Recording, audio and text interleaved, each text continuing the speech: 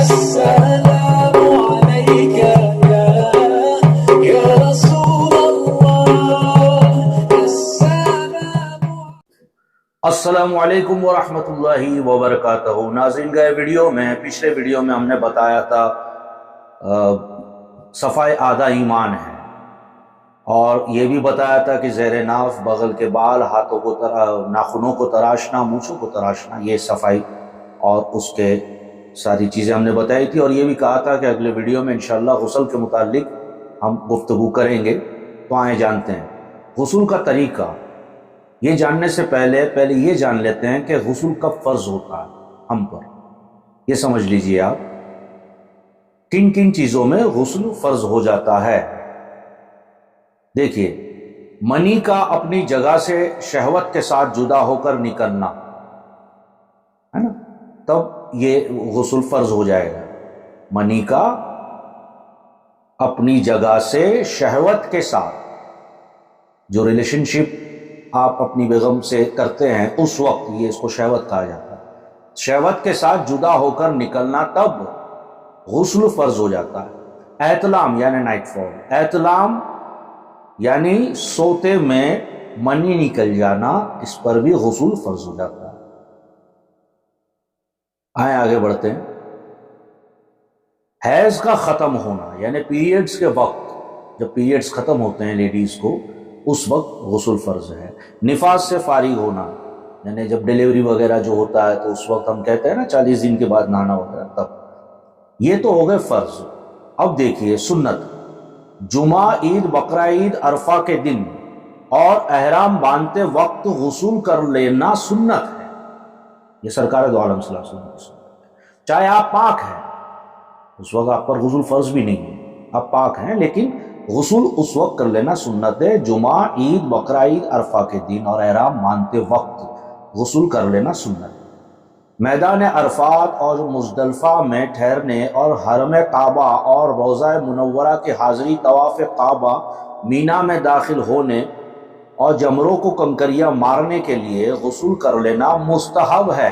بھلے آپ یہاں ناپاک نہیں ہیں، لیکن یہ سب کر لینے سے حاضری روضہ رسول اور طواف کے وقت، مزدلفہ میں ٹھہرتے وقت اور حرم کعبہ کے طواف کے وقت وغیرہ، اور کنکریاں مارنے جب جاتے تب بھی، تو یہ مستحب ہے. اسی طرح شب قدر، شب برات، عرفہ کی رات میں اور مردہ نہلانے کے بعد، جنون اور غشی سے ہوش میں آنے کے بعد، نیا کپڑا پہننے کے لیے، سفر سے آنے کے بعد اور گناہ سے توبہ کرنے کے لیے غسل جو ہے، یا آندھی اور تاریخی رات ہوتی ہے، جیسے ڈر وغیرہ لگتا ہے ہمیں اور آندھی ہوتی ہے، اس وقت بھی ان سب صورتوں میں غسل کر لینا مستحب ہے. دیکھیں اس میں مین چیز میں آپ کو بتا دوں، جب ہم کسی میت کو نہلاتے ہیں تو وہ نہلانے کے بعد غسل کر لینا فرض تو نہیں ہے، لیکن مستحب ہے، کر لینا بہتر ہے. اسی طرح جیسے بے ہوش ہو گئے ہیں ہم، اللہ سب کو محفوظ رکھے، اور غشی کوئی طاری ہو گئی ہے، تو اس کے بعد غسل کرنا مستحب ہے. نئے کپڑے پہننے ہیں تو غسل کرنا مستحب ہے. گرہن کی جو نماز ہوتی ہے، چاند گرہن یا سورج گرہن کی جو نماز ہوتی ہے، اس پر بھی غسل کر لینا مستحب ہے، کر لینا چاہیے. جس پر غسل فرض ہو اس کو بغیر نہائے مسجد میں جانا، طواف کرنا، قرآن مجید کو چھونا، قرآن شریف پڑھنا، کسی آیات کو لکھنا حرام ہے. یہاں غسل حرام ہے. دیکھیں پہلے فرض ہوا، اب مستحب ہوا، اب حرام کی بات شروع ہوئی. جس پر غسل فرض ہو اس کو بغیر نہائے مسجد میں جانا حرام، طواف کرنا حرام، قرآن مجید کا چھونا حرام، قرآن شریف پڑھنا حرام، کسی آیات کو لکھنا حرام، اور فقہ و حدیث اور دوسری دینی کتابیں کو چھونا مکروہ. حرام تو نہیں ہے، مکروہ. فقہ کی کتابیں، احادیث کی کتابیں، ان کو نہیں چھونا چاہیے، مکروہ ہے، وہاں حرام نہیں ہے، لیکن نہیں چھونا چاہیے. مگر آیات کی جگہوں پر ان کتابوں میں بھی ہاتھ لگانا حرام ہے. جیسے آیاتوں کو ہاتھ لگانا حرام ہے، تو ان کتابوں میں بھی جو لکھا ہے حدیث مبارک، وہ حرف کو ہاتھ لگانا منع ہے. بعض علماء دین نے یہ کہا ہے کہ اگر موبائل پر ہم قرآن مجید پڑھتے ہیں یا کوئی سورہ پڑھتے ہیں بغیر وضو تو یہ جائز ہے، کیونکہ اس کے اوپر کانچ کی اسکرین ہوتی ہے، آپ ڈائریکٹلی جو ہے وہ کاغذ یا وہ حرف پہ تو ہاتھ لگا نہیں رہے ہیں، تو وہ بغیر وضو کے بھی پڑھ سکتے ہیں، لیکن کلی کرنی ہوگی آپ کو 3 مرتبہ، اور اچھا ہے کہ وضو ہی کر لیں۔ یہ اس لیے بھی بتا رہا ہوں کہ یہ مسئلہ خود میرے پاس بھی پہلے آیا تھا، اس لیے آپ کو بتانا ضروری سمجھا۔ آئیے آگے بڑھتے ہیں۔ درود شریف اور دعاؤں کے پڑھنے میں حرج نہیں، مگر بہتر یہ ہے کہ وضو یا کلی کر لیں۔ اب غسل ہم پر فرض ہے، سمجھ لیجیے، یا مستحب ہے نا، سنت تو جیسے ہے ہی ہے، فرض ہو گیا غسل کرنا، لیکن ابھی ہم نے غسل نہیں کیا کسی وجہ سے، تو یہاں درود شریف پڑھ سکتے ہیں؟ ہاں بالکل پڑھ سکتے ہیں۔ کچھ دعائیں ہیں جیسے ربنا آتینا فی الدنیا حسنۃ وفی الآخرۃ حسنۃ وقنا عذاب النار، جس میں آخرت اور قیامت وغیرہ کا جو ہے ذکر ہے، یا خدا سے دعا مانگنا اور درود شریف پڑھنا، یہ جائز ہے اگر آپ پر غسل فرض ہو تب بھی، لیکن 3 مرتبہ کلی کر لیں، کلی ضرور کر لیں۔ غسل خانے کے اندر اگرچہ چھت نہ ہو، ننگے بدن نہانے میں کوئی حرج نہیں۔ اب تو خیر وہ سسٹم شاید رہا نہیں، لیکن بہت سی جگہ ہوتا ہوگا، دیہاتوں میں، گاؤں میں، کہ ایسے باتھ روم ہوتے ہیں جس کی چھت نہیں ہوتی، دیواریں دروازے ہوتی ہیں، چھت نہیں ہوتی، تو اس کے بارے میں کہا گیا غسل خانے کے اندر اگرچہ چھت نہ ہو تو ننگے بدن نہانے میں کوئی حرج نہیں۔ ہاں، عورتوں کو بہت زیادہ احتیاط کی ضرورت ہے، اگر ایسے باتھ روم میں عورتیں جاتی ہیں تو احتیاط کریں جس کی چھت نہ ہو، ٹھیک ہے۔ مگر ننگے نہانے کو، اگر آپ ایسے جگہ پر ننگے نہاتے ہیں تو قبلے کی طرف منہ نہ کریں۔ اگر کپڑے سارے اتار کے آپ نہا رہے ہو تو اس میں کوئی حرج تو نہیں ہے باتھ روم میں نہانے میں، لیکن کعبہ شریف کی طرف منہ کر کے نہ بیٹھے، اور اچھا رہے گا کہ پیٹھ بھی نہ کرے۔ اگر کوئی ایسی مجبوری ہے کہ اسپیس بہت چھوٹی ہے اور مجبوری میں منہ جائے گا ہی کعبے کی طرف یا پیٹ جائے گی، تو یہ الگ چیز ہے، یہ ٹوائلٹ اور باتھ روم دونوں پر یہ چیز جو ہے وہ لاگو ہوتی ہے۔ تو میں عرض کر رہا تھا کہ قبلے کی طرف منہ نہ کریں، اور اگر تہبند باندھے ہوئے ہو تو نہاتے وقت قبلے کی طرف منہ کرنے میں کوئی حرج نہیں۔ تہبند یعنی لنگی آپ نے پہنی ہوئی ہے یا شارٹ کچھ پہنا ہوا ہے جس سے زیر ناف ہے نا، سطر، سوری معاف کیجیے گا، جس سے سطر جو ہے وہ چھپا رہا ہے۔ سطر کہاں سے ہوتا ہے؟ گھٹنوں کے اوپر، تھائس جس کو کہتے ہیں، تھائس سے بھی تھوڑا اوپر، اس کو سطر کہتے ہیں۔ جیسے ہم کبھی کبھی سنتے ہیں نا سطر کھل جائے گا تو یہ ہو جائے گا، تو اس کو سطر کہتے ہیں۔ پہلے سطر سمجھیے، ٹھیک ہے۔ تو سطر جو ہے، اگر آپ تہبند وغیرہ سے پہن کر نہاتے ہیں یا شارٹ پہن کر نہاتے ہیں، شارٹ کٹ میں یہ کہ سطر چھپا ہوا ہے آپ کا، تو آپ کعبہ شریف کی طرف منہ کر کے بھی نہا سکتے ہیں، یہ بتایا گیا۔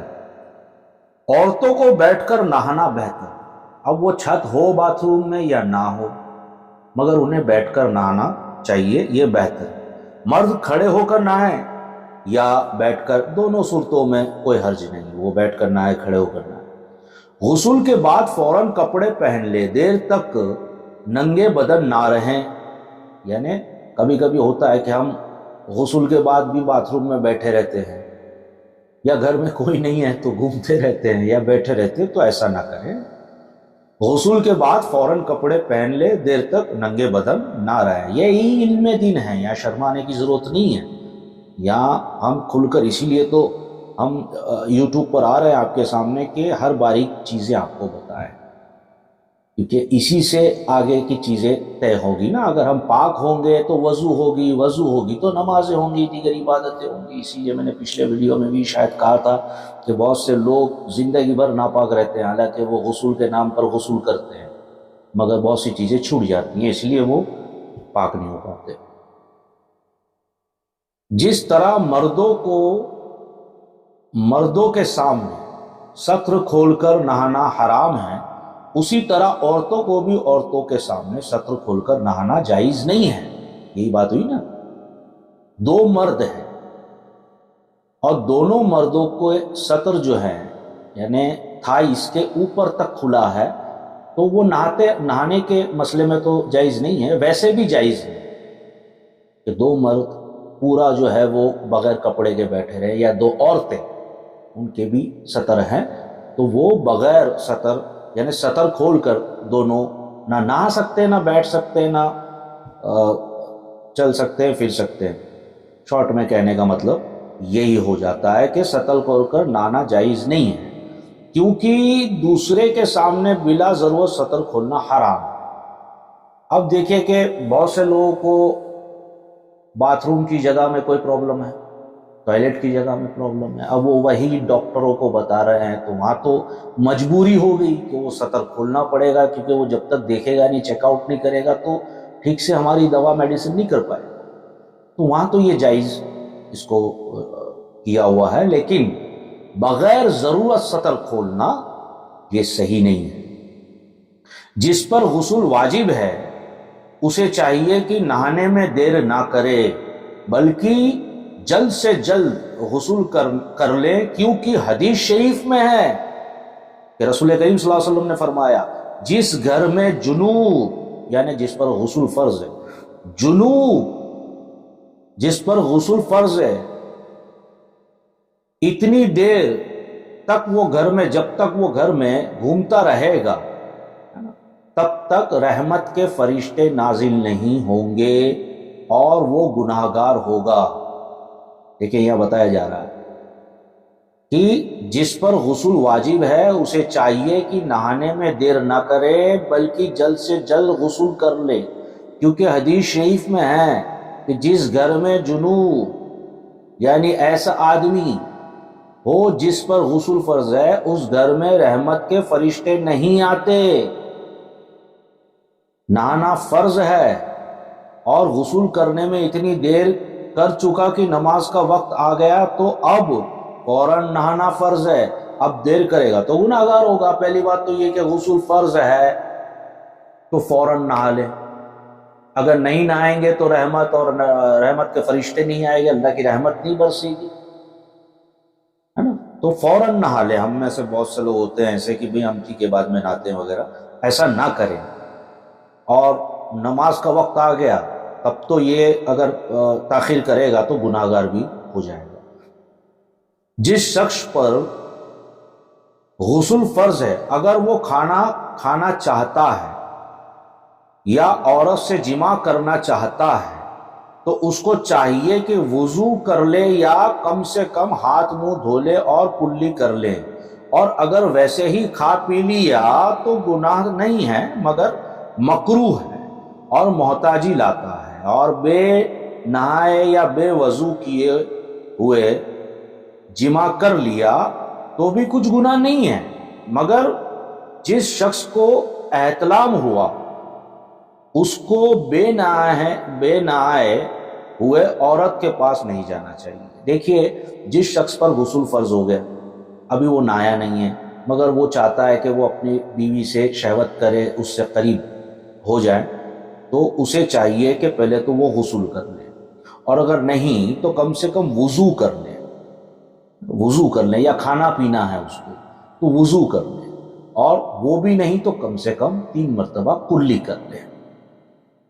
اور جس کو احتلام ہو گیا، نائٹ فول ہو گیا، اب نائٹ فول ہونے کے بعد اس کو تو غسل فرض ہو گیا، مگر پھر بھی غسل سے پہلے ہی وہ اپنی بیوی سے شہوت کا ارادہ رکھتا ہے تو اسے غسل کر لینا چاہیے یا وضو کر لینا چاہیے، یہ زیادہ بہتر ہے، ورنہ وہ گناہگار ہوگا۔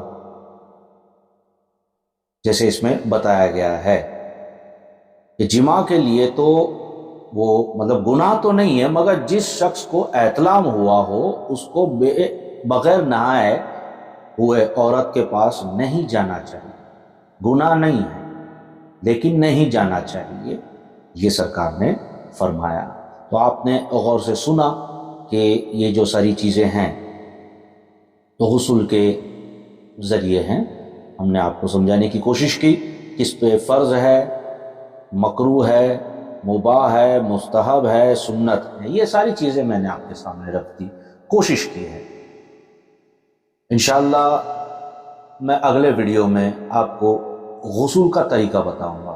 چاہتا تو تھا کہ میں ابھی ہی بتا دوں، لیکن ویڈیو کافی لمبا ہو جائے گا، آپ بھی بور ہو جائیں گے، تو انشاءاللہ اگلے ویڈیو میں آپ کو غسل کا طریقہ بتاؤں گا، اس لیے کہ وہ تھوڑا سا لمبا ہو جائے گا، کیونکہ غسل کا طریقہ تھوڑا لمبا ہے، ایک طریقے سے آپ سمجھ نہیں پائیں گے یا شاید میں سمجھا نہیں پاؤں گا، اس لیے ہم ابھی فی الحال یہاں غسل فرض کس پر ہے اسی پہ ہی رک جاتے ہیں۔ انشاءاللہ اگلے ویڈیو میں غسل کا طریقہ جو ہے وہ بھی انشاءاللہ تعالی آپ کے سامنے پیش کرنے کی کوشش کروں گا۔ اللہ نے زندگی حیات دی اور توفیق دی تو انشاءاللہ ضرور میں اگلے ویڈیو کو آپ تک لے آؤں گا۔ ویڈیو اگر اچھا لگا آپ کو تو آپ سبسکرائب کریں، لائک شیئر کریں، کامنٹ بھی دیں تاکہ ہماری جو ہے وہ حوصلہ افزائی ہو جائے اور ویڈیو کو آگے بڑھائیں، اور جن جن لوگوں کو آپ دے رہے ہیں ان کو بھی کہیں کہ سبسکرائب کریں، آپ اپنے گروپ کے اندر بھی اس ویڈیو کو ڈالیں۔ السلام علیکم ورحمۃ اللہ وبرکاتہ۔